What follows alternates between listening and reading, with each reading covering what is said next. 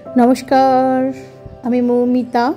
आज सोमवार रात 11:15 एकटू आगे सन्ध्याबेलाय एखन किन्तु बृष्टि होच्छे बाइरे प्रचंड गरम पड़ेछिलो। आमी देखिओ नी जे पिछन दिके एत उइपोका उठछिलो आमार ठाकुर घरेर भेतरे। तो ओर बाबा एसे बोललो लाइट अफ करो, ठाकुर घरेर दरजाटा खुले दाओ। আর এগুলোই আমি এখন পরিষ্কার করছি। একেবারে ঠাকুরের আসন কাপড় সব কিছুতে উইপোকার পাখা, এত ঘেন্না লাগছে না দেখে। তো যাই হোক, আমার তো করার কেউ নেই, ওর বাবাও ঢুকে পারবে না। তো ওর বাবাকে বললাম, এদিকে প্রণবদারা এসেছিল, প্রণবদাদের মেয়ের সামনে কি বলে পাটিপত্র আছে, ওটা নিমন্ত্রণ করে গেল। আর আমি এদিকে ওদেরকে চা টা খাইয়ে বিদায় দিয়ে এই যে বসে পড়লাম এগুলো পরিষ্কার করতে। এগুলো যদি পরিষ্কার করে না রাখি কালকে সকালে খুব কষ্ট হবে। আমি এখন অতটা পারি না, তোমরা হয়তো আমার কথা শুনেও বুঝবে আমি যে কতটা জড়তা হয়ে গেছে আমার কথার মধ্যেও। মানে চলতে হয় চলি। আর বাবি বকা দিয়ে যাচ্ছে, মা হয়েছে চলো চলো, আর করতে হবে না, আর করতে হবে না। আচ্ছা, আমি যদি এখন এইটুকু না করি না একদম পড়ে যাবে আমার শরীর। আর এদিকে আমি মুসুরির ডাল আর চাল ভিজিয়ে রেখেছিলাম। তোমার দাদারা কিন্তু রান্না করতে পারে না, তা মনে হয় চাল ডালের তেল কম। যা হোক তুমি একটু করে দাও। কিছুদিন ধরে না খিচুড়ি খেতে ইচ্ছা করছিল, তো এমন খিচুড়ি করেছে, জল যা দিয়েছে, যাক আমি কিছু বলছি না। এই দেখো প্রচুর জল দিয়ে ফেলেছে খিচুড়িটার মধ্যে, এই দেখো পাতলা। আর কি যে দিয়েছে জানি না, খেতে খারাপ হয়নি। যাই হোক, আরেকদিন আমি নিজে বানিয়ে খাবো। উনি যা করে দিয়েছে এটাই যথেষ্ট, কারণ ঠাকুর ঘরটা পরিষ্কার হয়ে গেল, আমার আর কালকে চাপ রইল না। তো এখন খিচুড়ি খেয়ে ঘড়িতে বাজে 11:15। সেই 9:30 থেকে 11:30 12টা অবধি কাজ করলাম। তো চলো না, এখন ঘড়িতে বাজে পাক্কা 11:15। চলো খাওয়া দাওয়া শেষ করে এবার একটু রেস্ট নিব। এই দেখো কি অবস্থা হয়ে গেছে। মানে ও না কিছুই রান্না করতে, এই যে আমি কেমো নিয়েও পর্যন্ত রান্না করেছি, একদম রান্না করতে পারে না। মানে চাটা করে খাওয়াতে পারে কিন্তু রান্না বান্নার থেকে 10 হাত দূরে। তো সকালবেলা উঠে, আজ মঙ্গলবার, সকালবেলা উঠে আমি চাউমিন করলাম, সকাল ব্রেকফাস্ট। তো আমি চাউমিন সেজুইন চাটনি দিয়ে করেছি আজকে। তোমরা খেয়ে দেখো, সেজুইন চাটনি একটা বাজারে কিনতে পাওয়া যায়, খুব ভালো খেতে। তো ওইটা দিয়ে ম্যাগি করে খাবে, দেখবে খুব ভালো লাগে। সবসময় সস দিয়ে না ম্যাগি খেতে ভালো লাগে না। এই যে আমার কর্তামশাই এইসব কাজে পারদর্শী, ঘর গোছানো, বিছনা তোলা, কোনোটা পরিষ্কার করা, এদিক ওদিক নাড়াচাড়া, পুজোটা দিতে পারে, এগুলো কাজ করতে পারে, ঘর ঝাড়ু দিতে পারে না। আর রান্নার থেকে 10 হাত দূরে, ভাতটা করতে পারে, চাটা করতে পারে, এই দুটো পারে। এদিকে বাবির বিছানা যতটুকু করে ততটুকুই খুশি, কারণ ওরও এদিকে কাজের চাপ প্রচুর প্রেশার, শরীরটাও খারাপ যাচ্ছে। আমাকে আর বলে না ও যে আমার শরীরটা খুব খারাপ যাচ্ছে, ওরও খুব কোমরের যন্ত্রণা। এর আগেও বলেছিলাম, তো এমআরআই করতে বলেছিল অ্যাপোলোতে, পয়সার ভয়ে করলো না। বললো এখন আমার পক্ষে সম্ভব না, ওই 8-9 হাজার টাকা দিয়ে এমআরআই করা, তোমাকে চেক আপ করতে নিয়ে এসছি, তোমাকে করে নিয়ে যাবো। বিশ্বাস করো বন্ধুরা, অ্যাপোলো ডাক্তার দেখিয়ে মানে টেস্ট করতে গিয়েও ঘুরে এলো শুধু পয়সার জন্য। পয়সার ক্রাইসিস কি আমাদের নেই? আমাদেরও। কারণ একটা ক্যান্সারের পেশেন্ট বাড়িতে থাকলে যে কত টাকা, প্লাস তার খাওয়া দাওয়া, এই যে খাওয়া দাওয়া, এখন জিনিসের যে দাম, তার মধ্যে তো আমার বাড়িতে 2জন এক্সট্রা খায় যারা কাজ করে। কি করব, দিতেই হবে, কিছু করার নাই। এদেরকে না দিলে তো আমি আবার সাহায্য করতে পারবো না। দেখো আমি গান করতে করতে উপরে উঠলাম ছেলের সাথে। গাছে 2টো বেগুন হয়েছিল, চল বেগুনটা পেরে নিয়ে, এই যে 2টো সবুজ বেগুন, যাক 2 দিন বেঁচে যাবে, বলো, বেগুনটা দিয়ে কাজ হয়ে যাবে।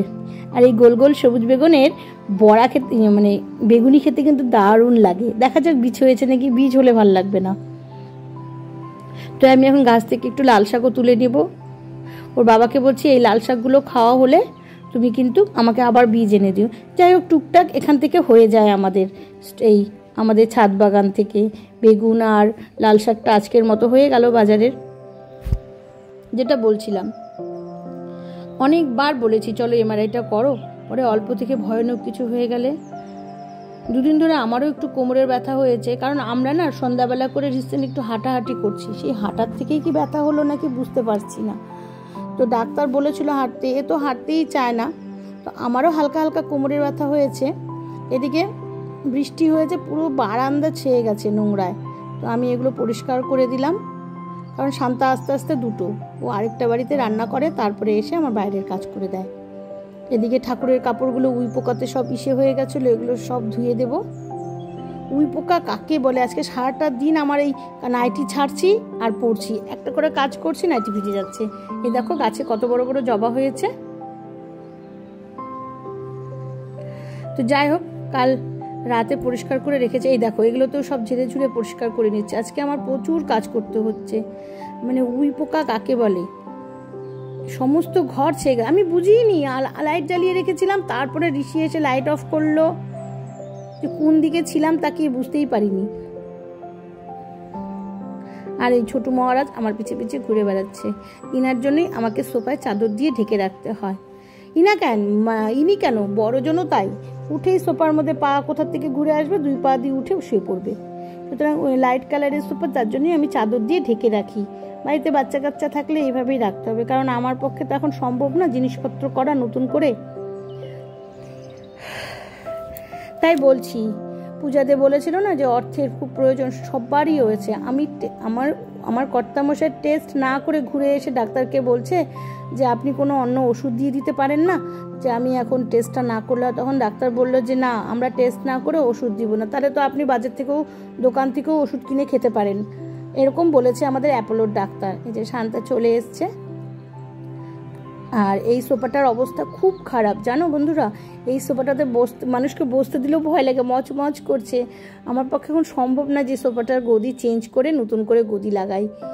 আর এই যে লণ্ঠনটা দেখছো, এটা আমার বাবার স্মৃতি। হ্যাঁ, বাপের বাড়ির থেকে আমি সম্পত্তি পেয়েছি, লণ্ঠন। যাই হোক, যেটাই পাই না কেন সেটাই আমার কাছে অমূল্য। আমার বাবা মা যেটা দিয়েছে আমি সেটাতেই খুশি। তো রাত হয়ে গেছে, এবার আমার খাওয়া দাওয়ার পালা। ছোটুকে খেতে বলছি। সন্ধ্যার থেকে খুব ব্যস্ত ছিলাম গো, তাই দেখাতে পারলাম না। একবারে ডাইরেক্ট দেখো ভাত খেতে বসেছি, কিন্তু আবার আমাকে উঠে যেতে হবে। ওর বাবা প্রিন্স খায়নি।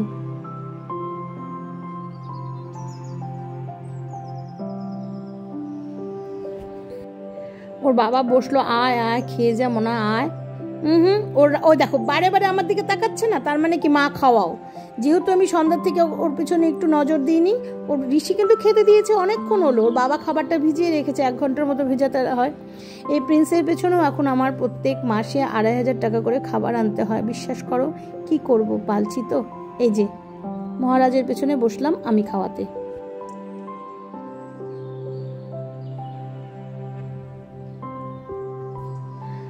আমার হাতে ভাগ খেলো তো ছাড়লো, ওর বাবা বসলো ফেল। কতবার করে বললাম মুখে, হবে না, তাকে দলা দলা করে হাতে খাওয়াতে হবে। এটা আমি অভ্যাসটা বাজে করেছি। ঢং যা হয়েছে না ওনার। আবার ওর বাবার দিকে তাকাচ্ছে।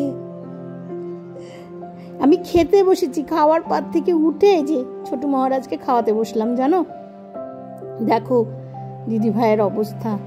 ওর বাবা বলছে সত্যি তোমাকে দেখে কেউ বলবে না তোমার রোগ হয়েছে, তুমি কাজের চাপে মানে সব কিছুই আমাকে করতে হয়। কেন, বাবা বসেছিল, বাবার হাতে খেতে পারতো, কিন্তু এটাও কম্পাজি নাকি, এটা দুষ্টু। আমার বাবা বলতো, জানিস টুম্পি, তোর বাড়িতে না ও না থাকলে প্রাণ ছিল না, ও আছে বলে তোর বাড়িতে প্রাণ আছে। সত্যি বাবার কথাটা আজ হারে হারে মিলল। বাড়িটা জুড়েই ওর জন্যই আমরা সবাই বেঁচে আছি। মাঝে মাঝে এমন এমন কাজ করবে না, তোমাদের দেখাতে পারি না, ক্যামেরায় বন্দি করতে পারি না, অবিকল মানুষের মতন করে জানো বন্ধুরা। এই দেখো খেয়ে নিচ্ছে, এত খিদা তার মানে কত পেটে। তাহলে আজ ব্লগটা এখানেই শেষ করছি, টাটা।